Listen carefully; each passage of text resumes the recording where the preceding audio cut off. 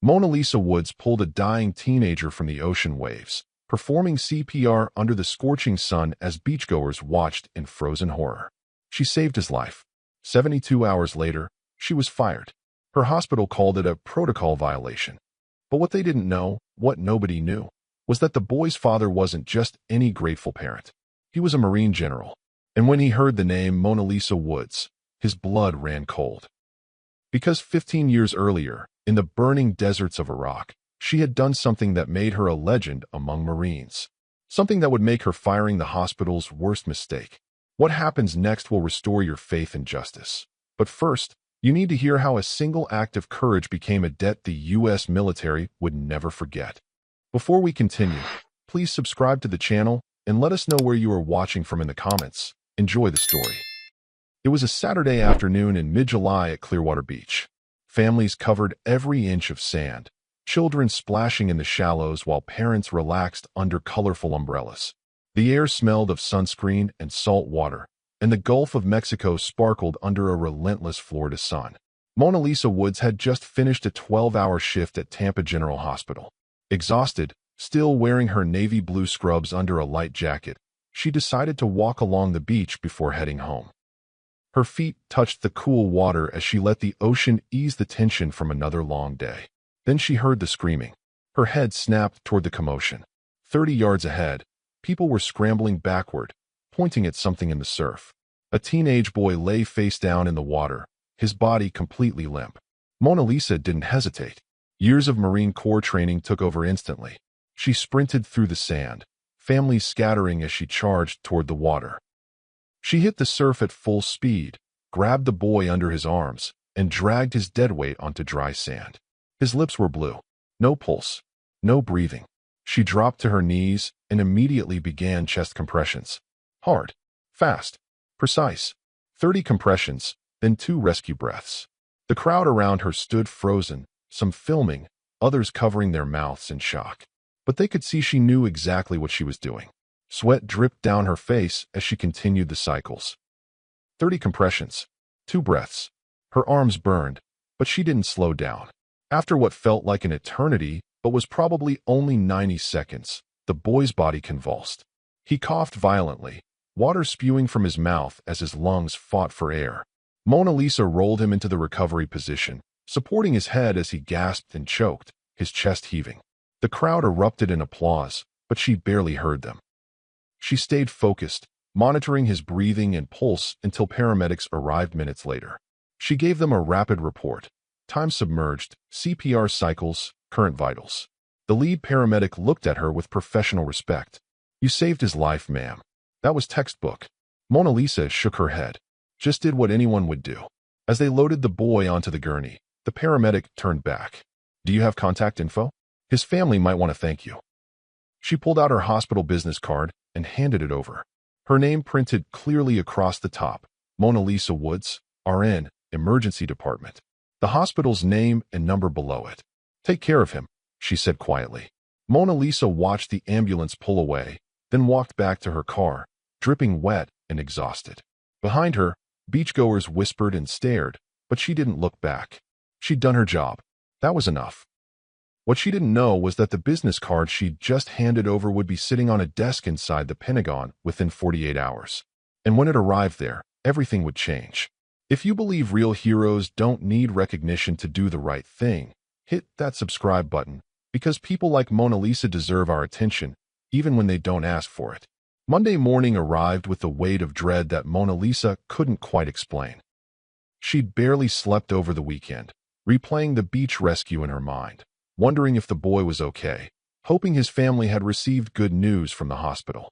She arrived at Tampa General at 6:45, 15 minutes early as always, ready for another shift in the emergency department. But at 7:30, her supervisor appeared at the nurse's station with an expression Mona Lisa had never seen before, tight-lipped, uncomfortable, avoiding eye contact. "Mona Lisa, the hospital administrator needs to see you." Now, the walk to the administrative offices on the 3rd floor felt longer than it should have. Mona Lisa's heart began to pound, though she couldn't understand why. She'd done nothing wrong. She'd saved a life. Surely this meeting was routine, maybe even commendatory. But the sterile hallway, the cold fluorescent lights overhead, and the silence that greeted her when she knocked on the administrator's door told a different story. Inside, two people sat waiting.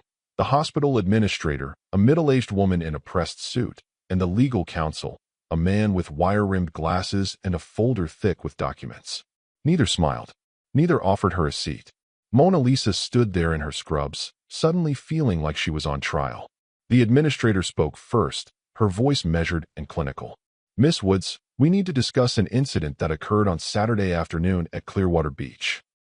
Mona Lisa felt relief wash over her. "Yes, I helped a teenager who'd stopped breathing. The paramedics said he's going to be fine." "Is he?" "That's precisely the issue," the administrator interrupted. "You intervened in a medical emergency while off-duty, without hospital authorization, and without proper liability coverage." The words hit Mona Lisa like a physical blow. She stared at them, certain she'd misheard. "I'm sorry, what?" The legal counsel opened his folder without looking at her. Hospital policy clearly states that employees performing medical interventions outside of hospital premises expose the institution to significant legal liability. You acted independently, identifying yourself with our institution's credentials. Mona Lisa's voice rose, disbelief turning to anger. "I saved a life. I'm a trained nurse and a veteran. That boy would have died if I'd waited for proper authorization." "Policy is policy," the administrator said coldly. "This isn't personal, Miss Woods. It's about protecting the hospital from lawsuits and maintaining professional boundaries. Your termination is effective immediately." The room went silent. Mona Lisa felt the blood drain from her face. "You're firing me? For saving someone's life. We're terminating your employment due to violation of institutional protocol. You'll have 30 minutes to collect your belongings and surrender your badge." 20 minutes later, Mona Lisa walked through the emergency department carrying a small cardboard box containing a coffee mug, a framed photo of her late mother, and a plaque from her military service. Colleagues she'd worked beside for 3 years whispered behind their hands, some looking away in shame, others watching with pity. No one said a word. No one defended her. Fear of their own jobs kept them silent.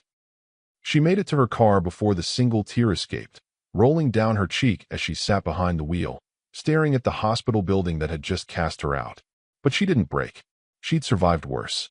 She'd endured combat, loss, and betrayal before. She would survive this too. But here's what the hospital administrators didn't put in their incident report.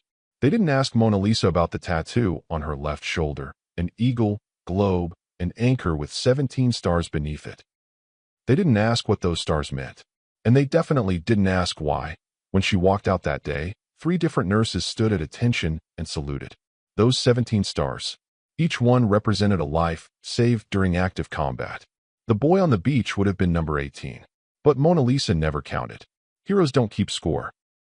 Meanwhile, 200 miles north at Naval Hospital Jacksonville, 19-year-old Marcus Fleming lay in a recovery bed, oxygen tubes in his nose, monitors beeping steadily beside him. He'd been unconscious for most of Sunday, his body fighting off the effects of near drowning and oxygen deprivation. But by Monday afternoon, he was awake, alert, and telling anyone who would listen about the woman who'd saved his life. "She came out of nowhere," Marcus told the attending nurse, his voice still raspy from the trauma his lungs had endured. "I remember being underwater, feeling like I couldn't move, and then everything went black. Next thing I knew, I was on the sand, coughing up half the ocean, and this woman was right there, keeping me steady. She had these intense eyes, like she'd seen some things. She stayed calm the whole time." The nurse smiled. "You're very lucky someone with medical training happened to be there." "She wasn't just medical," Marcus said. "I could tell. The way she moved, the way she gave orders to the paramedics. She was military. I'm sure of it." Before the nurse could respond, the door opened, and a man in his early 50s entered the room. He wore a crisp Marine Corps dress uniform, his chest decorated with rows of ribbons and medals, 3 stars gleaming on each shoulder. Major General Robert Fleming, commanding officer of the 2nd Marine Expeditionary Force, had driven through the night from Camp Lejeune the moment he'd received the call about his son. Marcus's face lit up despite his exhaustion. "Dad." General Fleming crossed the room in 3 strides, gripping his son's hand firmly, his jaw tight with emotion he refused to show. "You scared the hell out of me, Marcus." "I'm okay. Really. Because of her." The general released a breath he didn't realize he'd been holding. The paramedics said someone performed CPR. A civilian. A nurse, Marcus corrected. But I think she was military too. Ex-military maybe. The attending nurse, who'd been updating charts nearby, looked up. Actually, the paramedics left her contact information in case you wanted to reach out and thank her. Her name was Mona Lisa Woods. Here's her card. She handed General Fleming a slightly bent business card with water stains along the edges. He glanced at it casually at first, reading the name printed across the top. Then his entire body went rigid. His face drained of color, his eyes widening as if he'd seen a ghost. The card trembled slightly in his hand. "Dad, you okay?" Marcus asked, concerned. The general's voice came out as barely a whisper. "Say that name again." The nurse looked confused. "Mona Lisa Woods.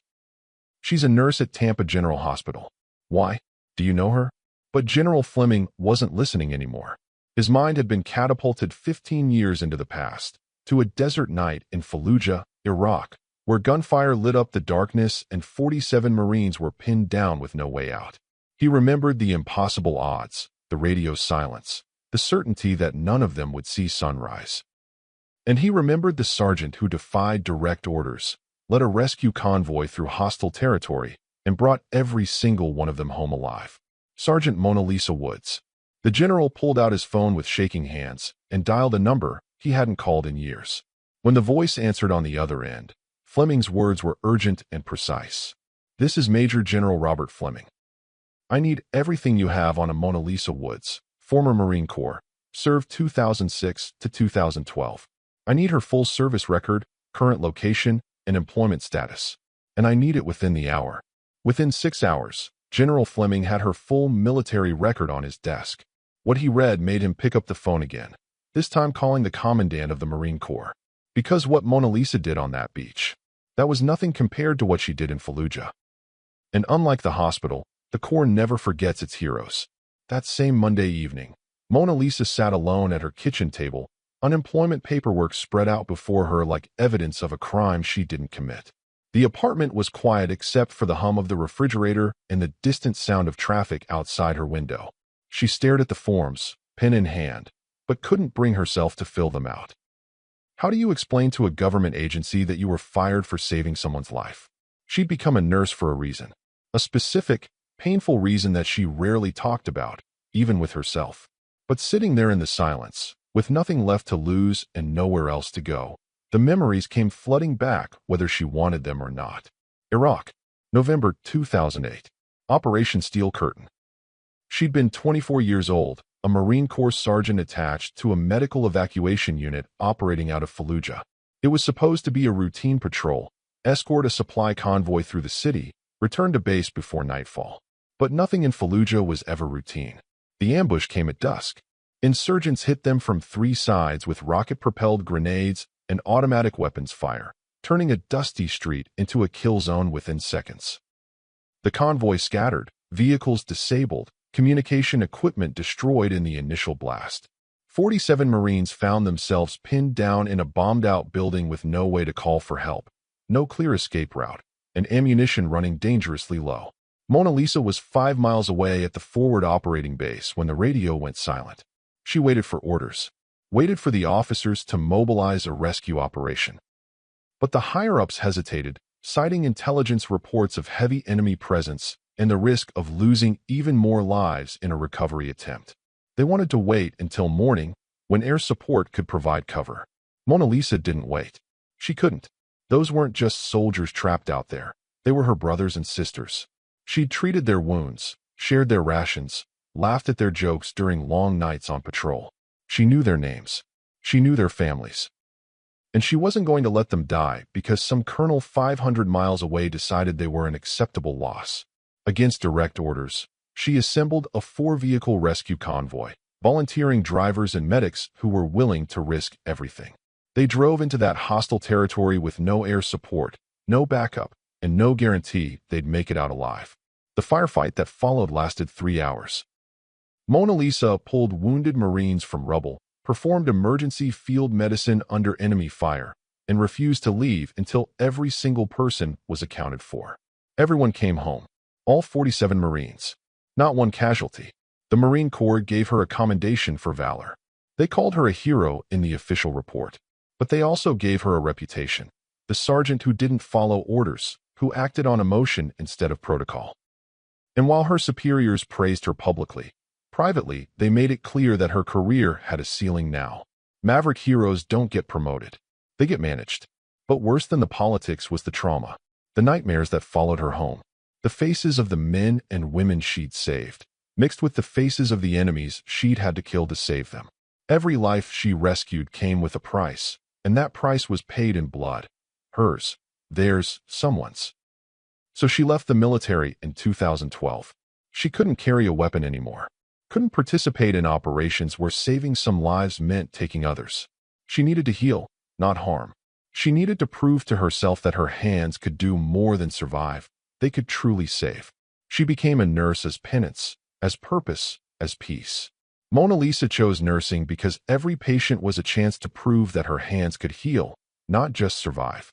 The hospital took that away from her. But some debts transcend civilian employment. Some bonds transcend paperwork. And some brothers in arms never stop watching each other's backs.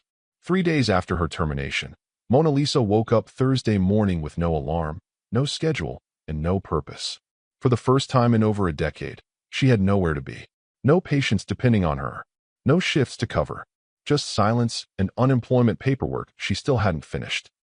She shuffled into her small kitchen wearing pajama pants and an old Marine Corps t-shirt, her hair pulled back in a messy ponytail, and made herself a cup of coffee she didn't really want. The knock at her door came at 8:45, sharp and authoritative. 3 precise raps that carried the weight of military discipline. Mona Lisa froze, coffee mug halfway to her lips. She wasn't expecting anyone. She set the mug down and walked to the door, peering through the peephole. 2 United States Marines stood on her doorstep in full dress blues, the kind of uniform reserved for ceremonies, official business, and delivering news that changed lives. Their covers were tucked under their arms, their postures rigid, their expressions serious. Mona Lisa's heart began to pound. She opened the door slowly, suddenly very aware that she was standing there in pajamas. The senior Marine, a staff sergeant with rows of ribbons across his chest, snapped to attention the moment the door opened. "Ma'am, Staff Sergeant Ramirez and Corporal Chun, United States Marine Corps. We're here on behalf of Major General Robert Fleming and the United States Marine Corps." Mona Lisa stared at them, her mind racing. General Fleming, Marcus's father. But why would he send Marines to her home? Her first thought was fear. Had something gone wrong? Had Marcus taken a turn for the worse? "Is this about Marcus?" she asked quickly, her voice tight with worry. "Is he okay? Did something happen?" Staff Sergeant Ramirez's expression softened slightly. "Marcus Fleming is in perfect health, ma'am. Thanks to you. He's been released from the hospital and is recovering at home." Mona Lisa exhaled in relief, her hand still gripping the doorframe. "Then I don't understand. Why are you here?" "General Fleming would like to meet with you, ma'am. Today, he's requested your presence at Camp Lejeune for a private meeting." Mona Lisa shook her head, confused and still guarded. "I'm not active duty anymore. I haven't been for over 10 years. I don't take orders from." "Ma'am, with respect," Ramirez interrupted gently but firmly. "Once a Marine, always a Marine. The general doesn't give orders lightly. He insists. And frankly, ma'am, after reviewing your service record, we'd consider it an honor to escort you." Corporal Chun, who'd remained silent until now, spoke up. "Ma'am, the general made it very clear that this isn't optional. He said, and I quote, 'Tell Sergeant Woods that some debts can't be repaid with a thank you card.'" Mona Lisa felt something stir in her chest, something she hadn't felt in days. Not quite hope, but something close to it. Recognition, maybe. Respect. She looked down at her pajamas, then back at the 2 Marines standing at attention on her doorstep. "Give me 20 minutes to get dressed. We'll wait as long as you need, ma'am." What Mona Lisa didn't know, what she couldn't possibly have known, was that in the 3 days since her firing, General Fleming had made 17 phone calls. He'd contacted the Secretary of the Navy, the Marine Corps Commandant, 2 senators, and the hospital's board of directors. He'd also put together a file, a thick file, documenting every protocol violation the hospital had committed in the past 18 months. The general was a tactician, and he was about to go to war. The drive to Camp Lejeune took nearly 2 hours. Mona Lisa sat in the back of a military vehicle, watching the North Carolina landscape roll past in silence. Staff Sergeant Ramirez and Corporal Chun didn't ask her questions, didn't make small talk. They simply drove with the quiet professionalism that comes from years of service. When they finally passed through the base's security gates, Mona Lisa felt something she hadn't felt in years, the strange comfort of being back in a world where discipline, honor, and loyalty still meant something.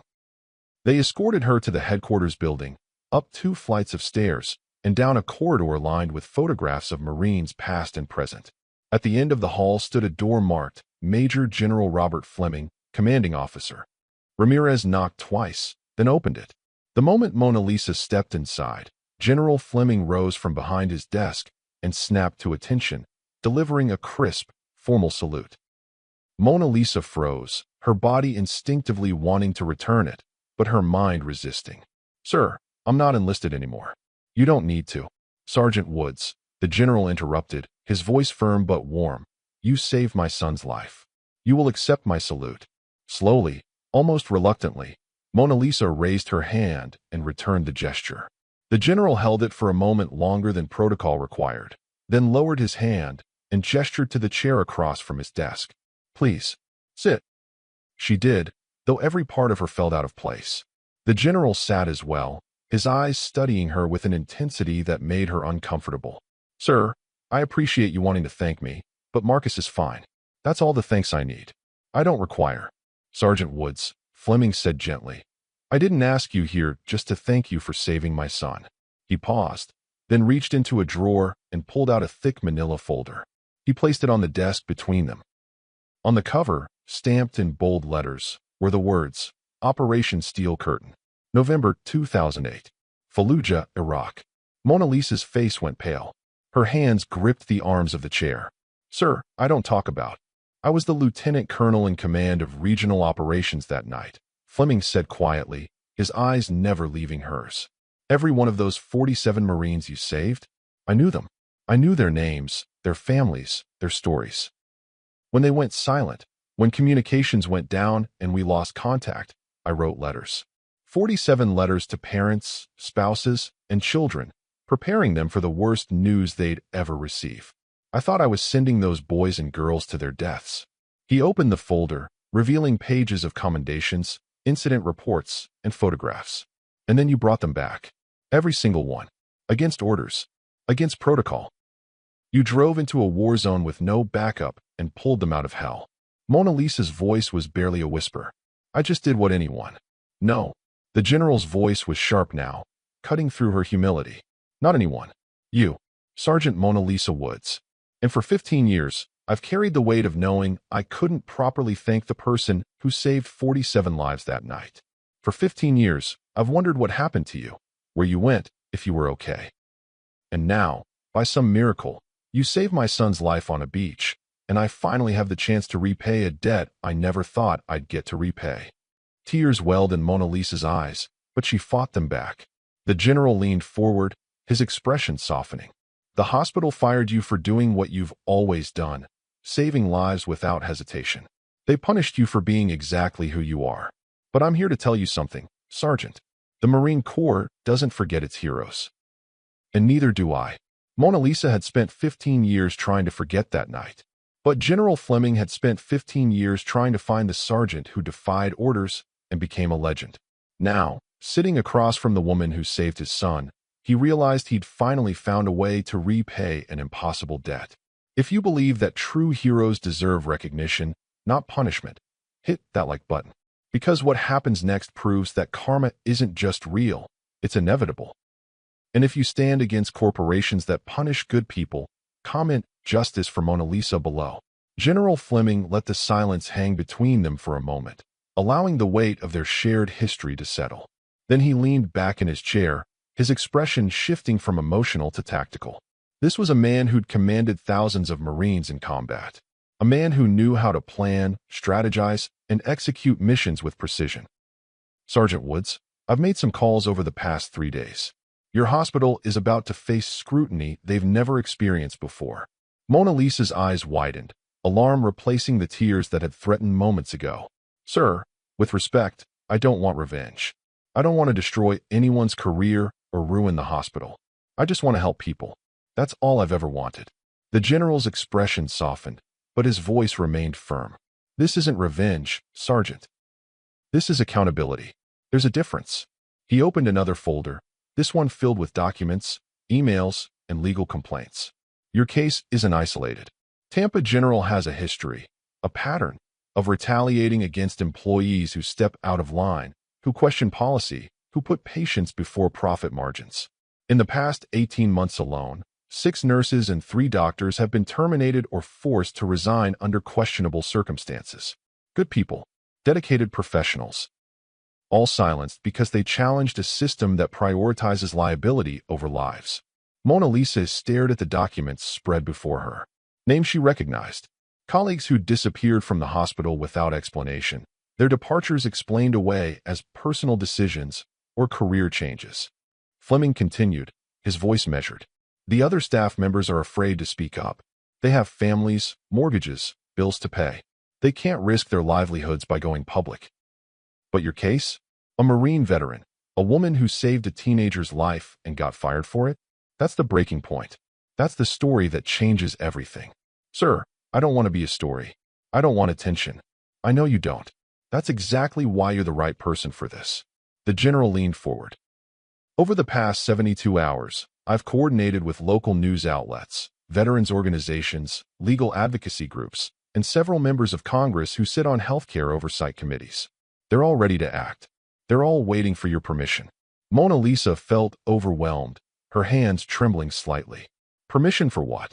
To hold Tampa General accountable. To expose their pattern of retaliation. To protect the nurses who are still there, working in fear, afraid to do the right thing because they've watched what happens to people like you. He paused, his voice gentler now. You saved lives in war and peace, Sergeant. Now let us fight for you. Mona Lisa sat in silence, processing everything. Part of her wanted to walk away, to disappear, to avoid the spotlight that came with being someone's cause. But another part, the part that had defied orders in Fallujah, that had run into the ocean without hesitation, knew that Fleming was right. This wasn't about her. It was bigger than her. Finally, she spoke, her voice quiet but resolute. Only if it helps other nurses too. Only if this makes things better for the people still working there. I don't want this to be about me getting my job back or getting money. If we do this, it has to mean something.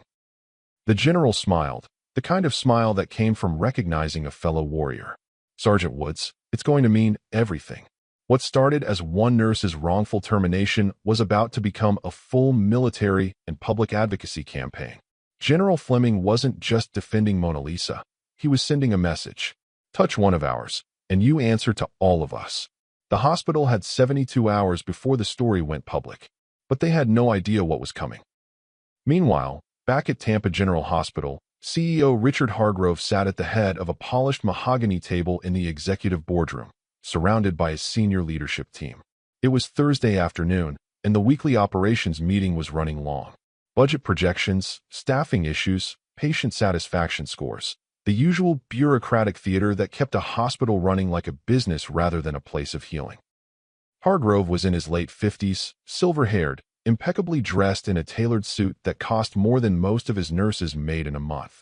He had the confidence of a man who'd spent decades insulated from consequences, protected by lawyers, insurance policies, and a board of directors more concerned with profit margins than patient outcomes. The hospital's legal counsel, David Chun, cleared his throat from the far end of the table. Richard, there's one more item we should discuss. The Mona Lisa Woods termination. We've received some calls from military veteran advocacy groups. Nothing formal yet, just inquiries. Hargrove waved his hand dismissively, not even looking up from his tablet. It's one nurse.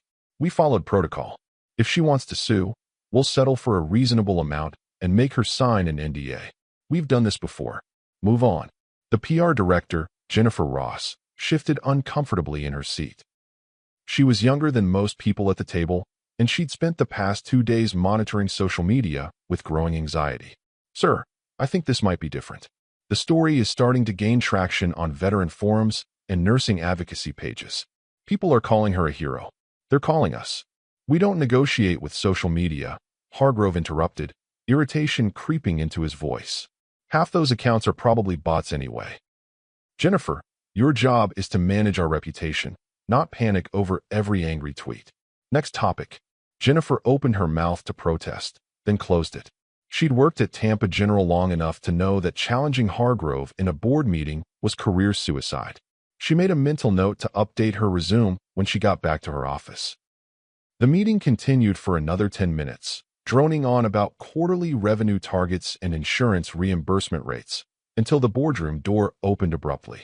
Hargrove's executive assistant, a nervous young woman named Patricia, stepped inside, her face pale.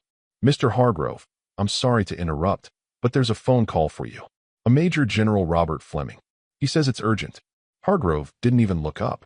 "Tell him to go through proper channels. We have a corporate liaison office for military inquiries." Patricia's voice trembled slightly. "Sir, he said if you don't take this call, his next one is to 60 Minutes. The room went silent. Every head turned toward Hargrove. The CEO's jaw tightened, his eyes narrowing with barely contained annoyance. He set down his tablet with deliberate slowness, then stood, buttoning his suit jacket. "Excuse me, everyone. This will only take a moment." He walked to the corner of the boardroom where a phone sat on a credenza, picked up the receiver, and pressed the blinking line. When he spoke, his voice carried the forced politeness of someone accustomed to being in control. "This is Richard Hargrove. How can I help you, General?" What happened in the next 4 minutes would later be described by those who witnessed it as the fastest collapse of executive confidence anyone had ever seen. Hargrove's face went from annoyed to confused to pale to something approaching fear. He said very little, mostly "I understand," and "Yes, sir," and "I wasn't aware." His free hand gripped the edge of the credenza so tightly his knuckles turned white. When he finally hung up, he stood there for a long moment, staring at nothing. The leadership team watched in uncomfortable silence. Jennifer Ross later told her colleagues that she'd never seen Richard Hargrove look scared before that moment. But standing there in that boardroom, with his empire suddenly on the verge of collapse, the CEO looked like a man who'd just realized he'd made a catastrophic mistake. The CEO picked up the phone. What General Fleming said in the next 4 minutes would determine whether the hospital faced quiet reform or public destruction. But the general had already made up his mind. This wasn't a negotiation. This was a reckoning. 72 hours after General Fleming's phone call, the story broke like a tidal wave across local and national media. Friday morning, the Tampa Bay Times ran a front-page headline that sent shockwaves through the healthcare community. "Hospital fires nurse veteran who saved drowning teen's life." By noon, CNN, Fox News, and MSNBC had picked it up. By evening, it was trending on every social media platform in the country. The narrative was simple, devastating, and impossible to spin. A decorated Marine veteran turned nurse had saved a 19-year-old's life on a crowded beach. 3 days later, her employer fired her for violating protocol. The public outrage was immediate and ferocious. Within 24 hours, investigative journalists began digging deeper. What they found made the story even worse. Anonymous interviews with current and former Tampa General staff painted a picture of a toxic workplace culture where employees were punished for speaking up, where patient care took a back seat to legal liability, and where good people were silenced through intimidation and termination. One nurse, her voice disguised and face hidden, told a local news crew, "We're terrified every day that doing the right thing will cost us our jobs." Mona Lisa Woods is proof that it will. By Saturday morning, veterans organizations had mobilized. Dozens of former service members, many wearing their old uniforms, gathered outside Tampa General Hospital with signs reading "Heroes deserve better" and "Firing nurses, failing patients." Local news cameras captured images of elderly veterans standing in the Florida heat, refusing to leave until the hospital addressed what they called a betrayal of American values. Social media exploded.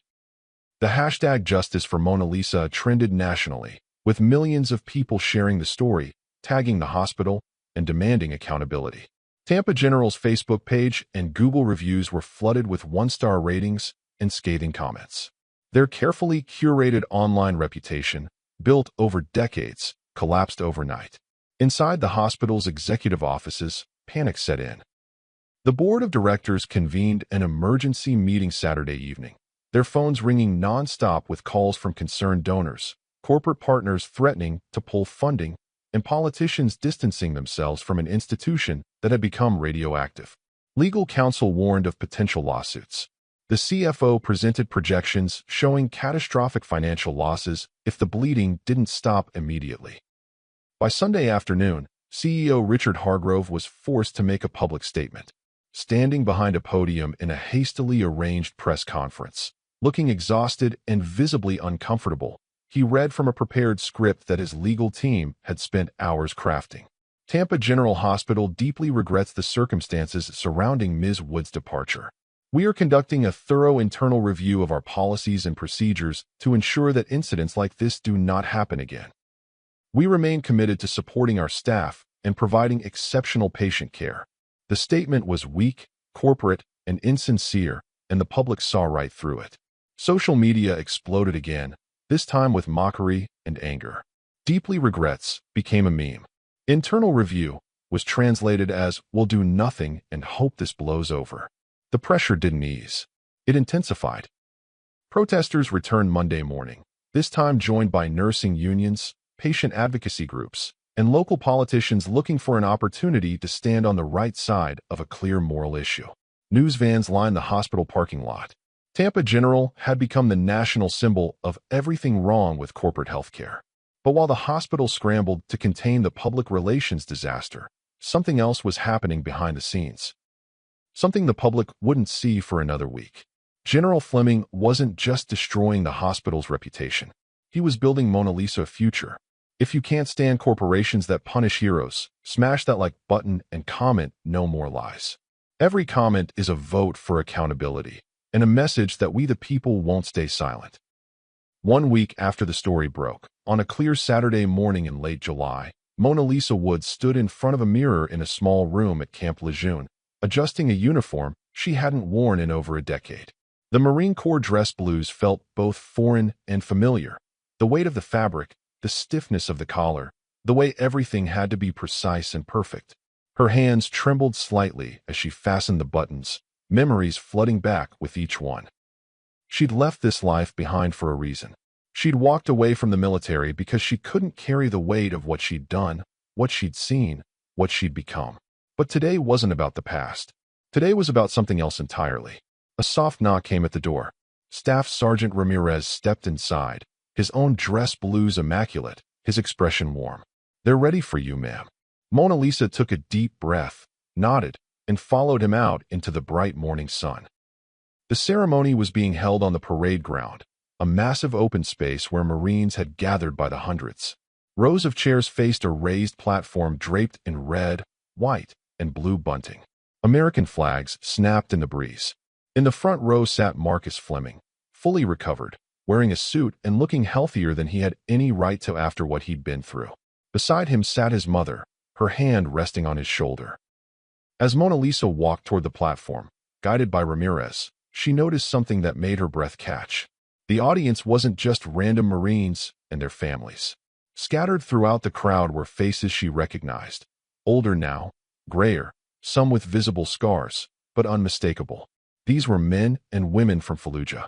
From that night, in 2008, the 47 Marines she'd pulled out of hell were here, standing as witnesses to a moment 15 years in the making.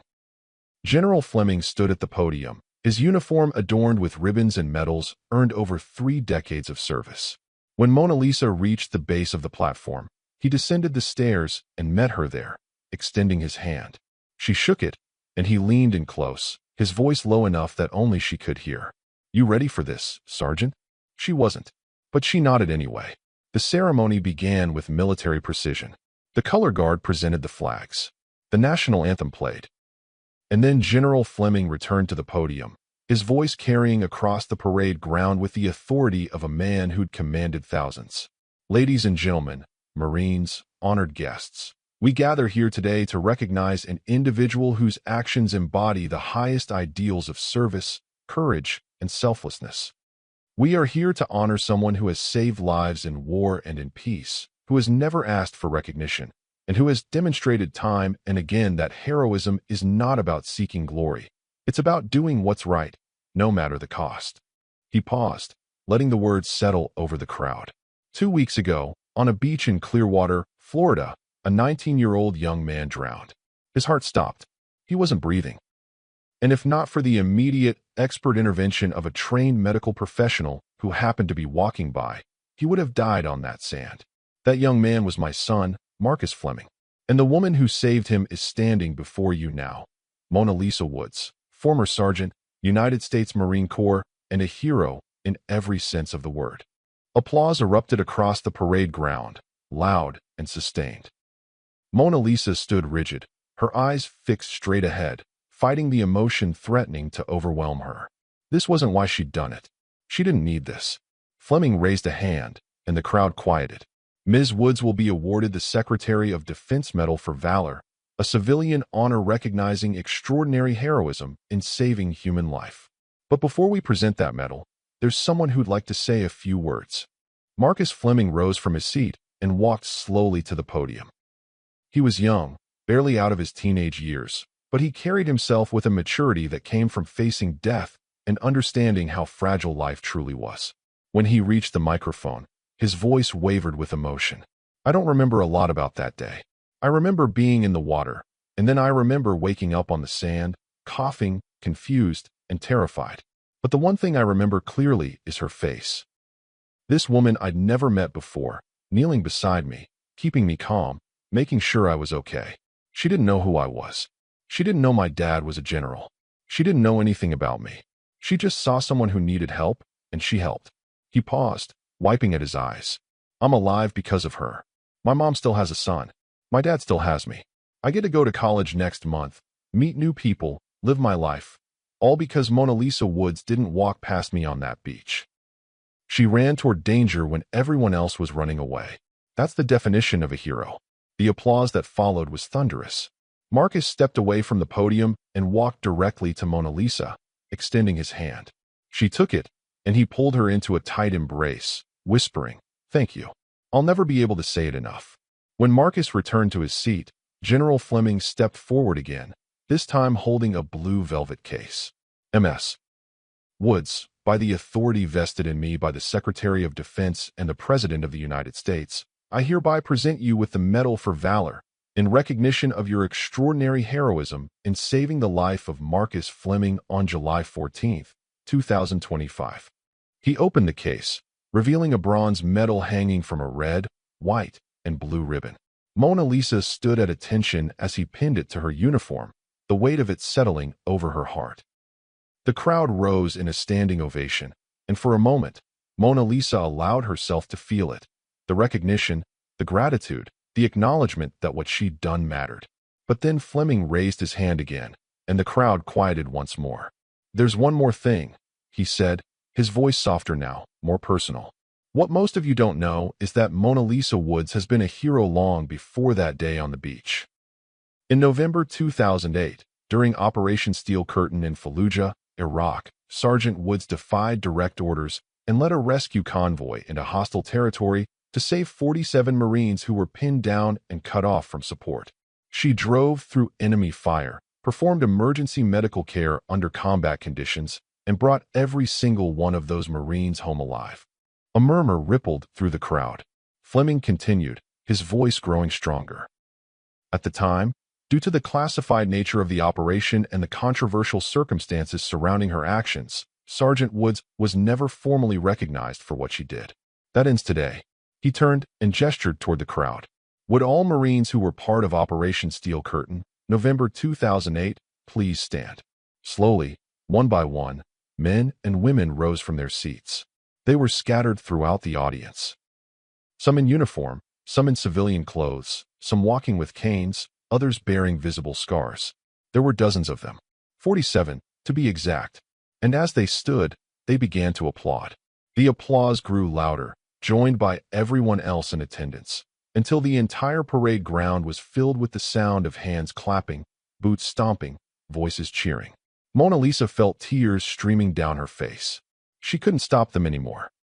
She'd spent 15 years trying to forget these people, trying to move past what she'd done, convincing herself that she'd only done what anyone would have done. But seeing them now, seeing them alive, healthy, standing in gratitude, she realized something she'd never allowed herself to believe. she'd made a difference. A real, tangible, life-changing difference. General Fleming pulled a second case from his aide and opened it, revealing a Navy and Marine Corps Commendation Medal with a V device for valor. Sergeant Mona Lisa Woods, by the authority vested in me, I hereby present you with this commendation, retroactively awarded for your actions on November 10, 2008. This is 15 years overdue, but it is my honor to finally give you the recognition you've always deserved. He pinned the second medal to her uniform, then stepped back and saluted. Every Marine in the audience followed suit, hundreds of hands snapping to their foreheads in perfect unison. Mona Lisa returned the salute, her hand steady despite the tears, her voice choked but clear. Thank you, sir. The local and national media, who'd been invited to cover the ceremony, captured every moment. This time, the headlines were different. Hero nurse finally honored. Marine veteran receives overdue recognition. From fired to celebrated. Mona Lisa Woods' journey to justice. When it came time for Mona Lisa to speak, she approached the podium slowly, still overwhelmed, still processing everything that had happened. She looked out at the sea of faces, Marines, veterans, families, strangers who'd come to witness this moment. And for the first time in weeks, she felt something close to peace. I don't have a big speech prepared, she said quietly, her voice amplified across the parade ground. I'm not good at talking about myself or what I've done. I've always believed that service isn't about recognition. It's about showing up when someone needs help and doing what needs to be done, whether anyone's watching or not. She paused, glancing at Marcus in the front row. I did what any of us would do. That's what service means. It means you don't walk past someone in trouble. You don't wait for permission to do the right thing. You don't let fear or policy or consequence stop you from helping another human being. That's all I've ever tried to do, in the military, as a nurse, and on that beach. Just help. Her voice grew stronger, more confident. To everyone here who served, who continues to serve, who understands what it means to put others before yourself, thank you. You're the reason I'm standing here. You're the reason I kept going when things got hard. And to the 47 Marines from Fallujah who are here today, you don't owe me anything. Bringing you home was the greatest honor of my life. The applause that followed was deafening. As Mona Lisa stood before her brothers and sisters in arms, something shifted inside her. For 15 years, she'd carried the weight of that night in Fallujah like a burden she could never put down.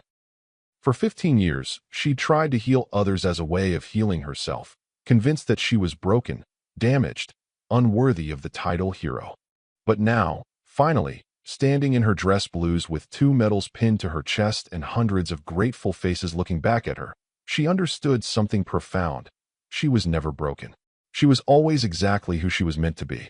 3 days after the ceremony at Camp Lejeune, Mona Lisa received a formal letter from Tampa General Hospital. It arrived via certified mail, requiring her signature, the kind of correspondence that carries legal weight and corporate desperation in equal measure. She sat at her kitchen table and opened it slowly, half expecting another legal threat, another attempt to silence her, another reminder of how disposable she'd been to them. Instead, what she found was an apology. The letter was signed by the entire board of directors and written in language that had clearly been crafted by multiple attorneys over several drafts. Tampa General Hospital deeply regrets the circumstances that led to the separation of Mona Lisa Woods from our institution. It began. Upon thorough review of the incident and surrounding policies, we recognized that our actions were not aligned with our core values of compassionate care and support for our dedicated healthcare professionals. The letter went on for 2 full pages, detailing the hospital's commitment to policy reform, their new protocols for off-duty medical interventions, and their plans to create a more supportive workplace culture. And then, buried in the 3rd paragraph of the 2nd page, came the offer: full reinstatement with back pay, a formal public apology, and a promotion to senior emergency department nurse with a significant salary increase. There were conditions, of course. A non-disclosure agreement. A clause requiring her to participate in collaborative policy development. Language that essentially meant she'd be used as a public relations tool to repair the damage her firing had caused. They wanted her back, not because they valued her, but because keeping her out had become more expensive than bringing her in. Mona Lisa read the letter twice, then set it down on the table. She didn't feel anger anymore. She didn't feel vindication or satisfaction. She felt nothing but a quiet, profound clarity about what came next. She picked up her phone and called the number listed at the bottom of the letter. A hospital administrator answered on the second ring, her voice overly cheerful, clearly coached on how to handle this delicate conversation. "Ms. Woods, thank you so much for calling. We're absolutely thrilled that you received our offer, and we truly hope." "I'm declining," Mona Lisa said simply, her voice calm and final. There was a long pause on the other end. "I'm sorry, could you repeat that?" "I'm declining your offer. I don't want to work somewhere I'm not valued. I don't want to be part of an institution that only respects people when the public is watching. Thank you for the apology, but I'm moving forward, not backward." She hung up before the administrator could respond. For a moment, she sat there in silence, feeling lighter than she had in weeks. She'd closed a door that had been hanging open, and it felt good. It felt right. What Mona Lisa didn't know, what she couldn't have anticipated, was that while Tampa General had been scrambling to save face, General Fleming had been working behind the scenes on something far more meaningful. The call came 2 hours later from a number she didn't recognize. When she answered, a woman's voice introduced herself as Dr. Patricia Morales, Deputy Director of the Veterans Affairs Medical System. "Ms. Woods, I'm calling on behalf of the VA's Office of Emergency Medical Services. General Fleming reached out to us last week and shared your story, not just the beach rescue, but your entire service record and your work as a nurse. We've been looking for someone to lead our new National Emergency Medical Training Initiative, and frankly, after reviewing your background, we can't imagine anyone more qualified." Mona Lisa felt her heart begin to race. "I'm sorry, what initiative?" Dr. Morales explained that the Veterans Affairs System had received funding to develop a nationwide training program for VA nurses, paramedics, and first responders. The goal was to create standardized, high-quality emergency medical education that could be deployed across all VA facilities and shared with civilian healthcare systems. They needed someone with real-world combat medical experience, nursing expertise, and the ability to train others under pressure. They needed someone exactly like Mona Lisa Woods. "The position is Director of Emergency Medical Training," Dr. Morales continued. "You'd be based out of our headquarters in Washington, but you'd travel to VA facilities nationwide, developing curriculum, training instructors, and overseeing program implementation. The salary is substantially higher than standard nursing positions, and you'd have a full support team. Most importantly, Ms. Woods, you'd be teaching thousands of healthcare providers how to save lives. You'd be multiplying your impact exponentially." Mona Lisa sat in stunned silence, her mind racing. This wasn't just a job. This was purpose. This was exactly what she'd wanted when she left the military.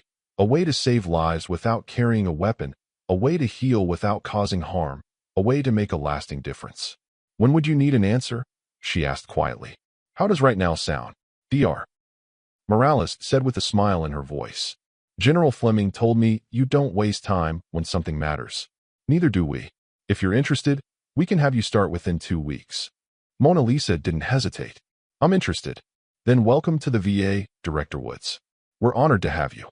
2 weeks later, Mona Lisa walked into her new office at the Veterans Affairs Headquarters building in Washington, D.C.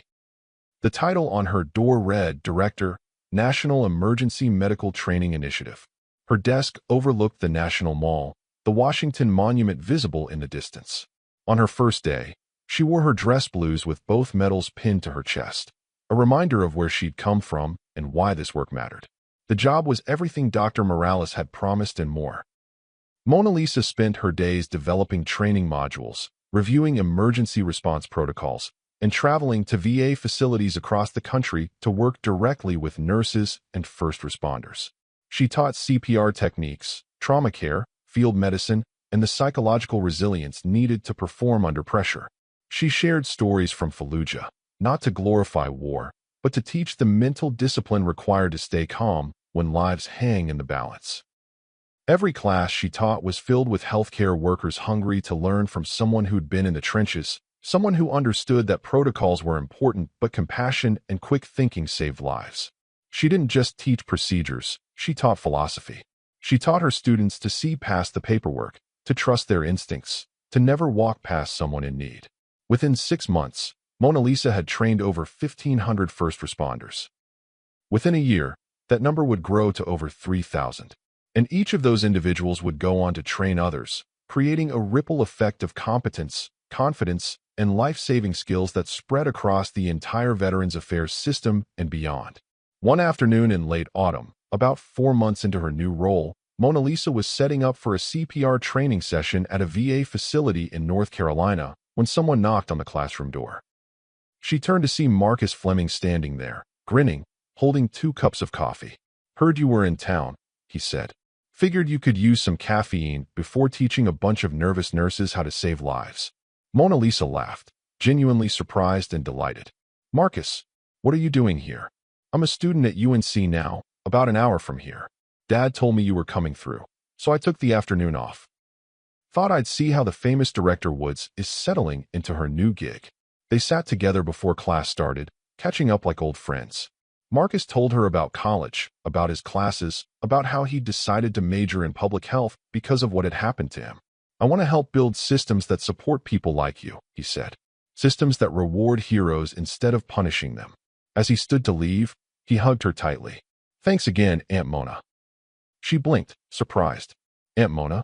He shrugged, grinning. "That's what I call you now. Your family. Deal with it." After he left, Mona Lisa stood in the empty classroom, smiling to herself. Family. She hadn't had family in years. Not since her mother passed. Not since she left the Corps. But somehow, through tragedy and injustice and an impossible series of events, she'd found it again. A week later, General Fleming called her during her lunch break. "Director Woods," he said formally, though she could hear the warmth in his voice. "I wanted to check in and see how you're adjusting." "It's good, sir. Really good.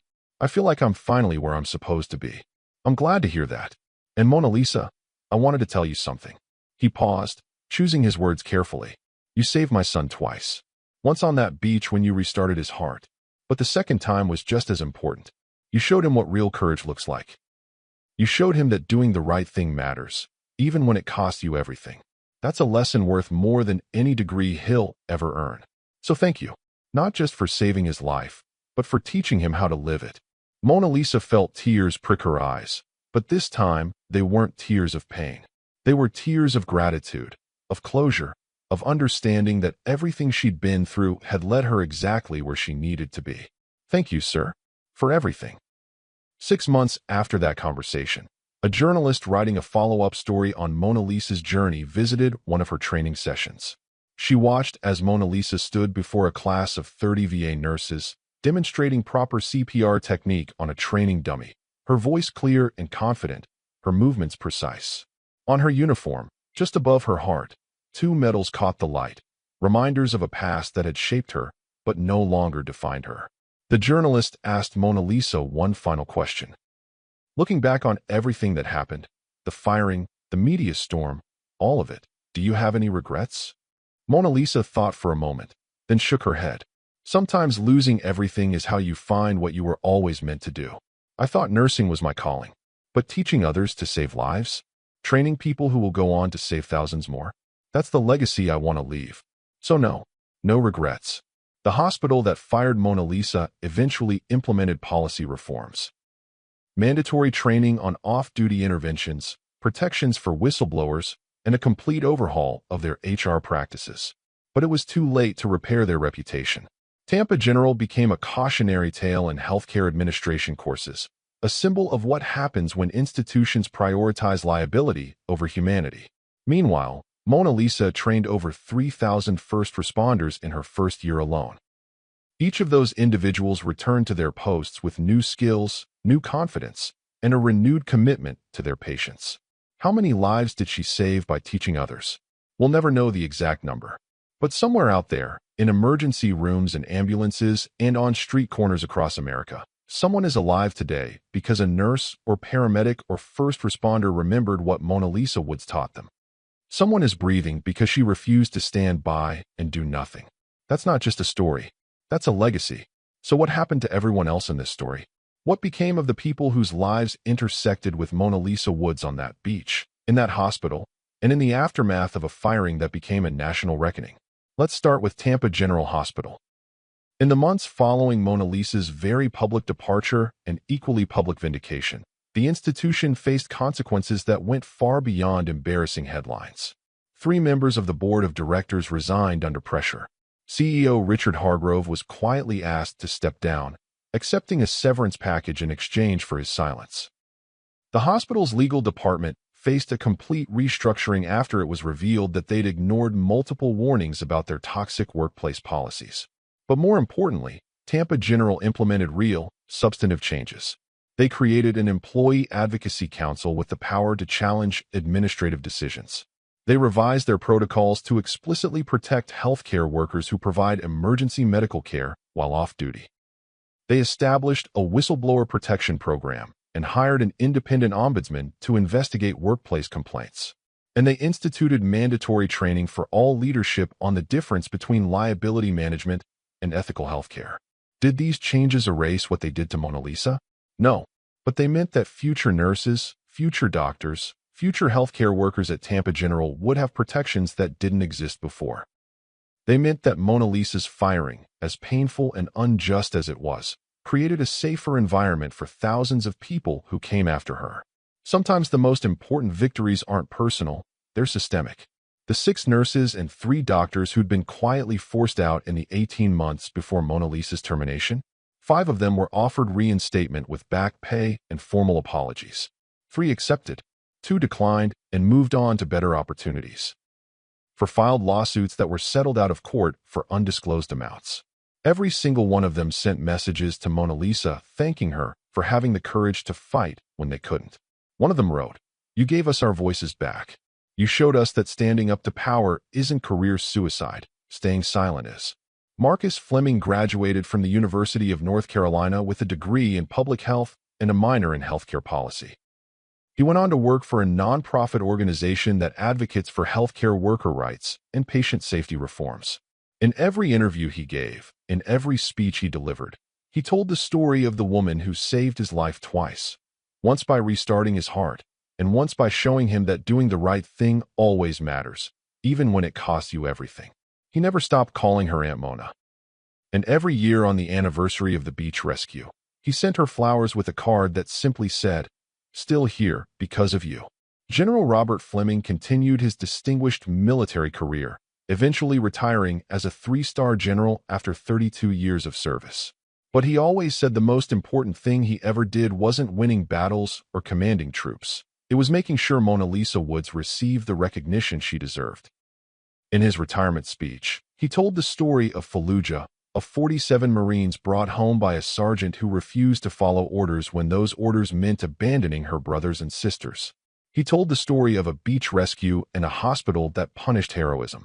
And he told every young officer in attendance, leadership isn't about following protocol. It's about knowing when the right thing to do is the hard thing to do. And if you're lucky, you'll meet someone like Mona Lisa Woods who teaches you that lesson before it's too late. The 47 Marines from Operation Steel Curtain? They stayed in touch with Mona Lisa. They created a private group chat that she was added to, where they shared updates about their lives, their families, their careers. Some had become teachers. Others were firefighters, police officers, business owners, parents. One became a congressman. Another became a trauma surgeon. Every single one of them credited Mona Lisa with giving them the chance to build those lives.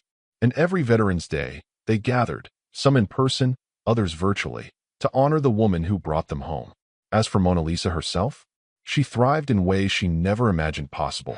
Her work with the Veterans Affairs National Emergency Medical Training Initiative grew beyond anyone's expectations. By the end of her 2nd year, she'd trained over 6,000 first responders. By her 5th year, that number exceeded 20,000. She developed curriculum that was adopted not just by the VA, but by civilian hospitals, fire departments, and emergency medical services across the country. She wrote a training manual that became required reading in nursing schools. She gave keynote speeches at medical conferences, sharing her philosophy that healthcare isn't about following rules, it's about serving people. She never remarried, never had children of her own. But she became Aunt Mona to dozens of people, former students who stayed in touch, Marines who considered her family, patients whose lives she'd saved and who never forgot her. She built a life filled with purpose, respect, and the quiet satisfaction that comes from knowing your work matters. And on the hard days, the days when the memories of Fallujah crept back in, when the nightmares returned, when the weight of everything she'd seen and done felt too heavy, She'd put on her dress blues, pin those 2 medals over her heart, and go teach a class. Because every person she trained was a reminder that her hands could heal. Every life saved by one of her students was proof that her legacy wasn't written in the sand of a desert or on the pages of a termination letter. It was written in the beating hearts of people who were alive because she refused to do nothing. If this story moved you, if you believe that good people deserve recognition, not punishment, make sure you're subscribed. Hit that notification bell, because every week, we bring you stories of real people whose courage changed lives. People like Mona Lisa don't do it for fame. They don't do it for recognition. They do it because it's who they are. But they deserve to be remembered. They deserve to have their stories told. Because in a world that often rewards selfishness and punishes kindness, we need reminders that heroism still exists. Share this video with someone who needs to hear that standing up for what's right is always worth it, even when it costs you everything. Share it with someone who's ever been punished for doing the right thing. Share it with someone who's afraid to speak up, afraid to act, afraid that doing good will somehow hurt them. Let them know that justice might not be immediate, but it's real. Let them know that the world sees them, even when institutions don't. And comment below. What would you have done in Mona Lisa's position? If you saw someone drowning, would you jump in? If you were fired for saving a life, would you fight back? If you were offered reinstatement by the people who betrayed you, would you take it or walk away? We read every single comment, and we want to hear your thoughts. Because stories like this aren't just about one person, they're about all of us. They're about the choices we make when no one's watching and the courage we find when everything's on the line. This is a true story about Mona Lisa Woods, a nurse and Marine veteran who proved that heroism doesn't retire. It's about a hospital that learned the hard way that policies should never outweigh humanity, that protecting the institution means nothing if you destroy the people who make it work. It's about a son who got a second chance at life and a father who understood that some debts can never truly be repaid, but they can be honored. It's about 47 Marines who came home from a war zone because one sergeant refused to leave them behind. It's about 3,000 first responders who learned to save lives from a woman who'd spent her entire life doing exactly that. It's about a system that tried to silence a hero and a community that refused to let that silence stand. But more than anything, it's a story about what happens when you refuse to compromise your values, even when the cost is devastating. It's about the truth that doing the right thing doesn't always lead to immediate reward, but it always leads somewhere meaningful. It's about the understanding that honor isn't just a military value. It's a debt we owe to those who serve without asking for anything in return. Mona Lisa Woods spent 15 years trying to prove that her hands could heal instead of harm. She spent 15 years believing she was broken, damaged, less than she used to be. But the truth is, she was never broken. She was exactly who she'd always been, someone who runs toward danger when others run away. Someone who saves lives because it's the right thing to do, not because anyone's watching. Someone who understands that service isn't about medals or recognition. It's about showing up when you're needed most. The world didn't give Mona Lisa Woods her purpose. She found it herself, in the chaos of a war zone, on the sand of a crowded beach, in the quiet of a classroom where she taught others to be brave. And in every one of those moments, she chose compassion over fear, action over hesitation, humanity over protocol. That's the lesson here. That's what we need to remember. We live in a world that often punishes goodness and rewards self-interest. We live in systems that prioritize rules over people, profit over compassion, efficiency over empathy. But people like Mona Lisa Woods remind us that those systems don't have to win, that we can choose differently, that we can be better.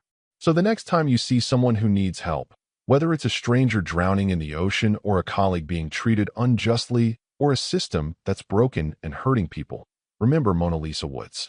Remember that one person can make a difference. Remember that standing up for what's right might cost you something in the short term, but it builds something lasting in the long term. Remember that heroism isn't about being fearless. It's about being afraid and acting anyway. Thank you for watching this story.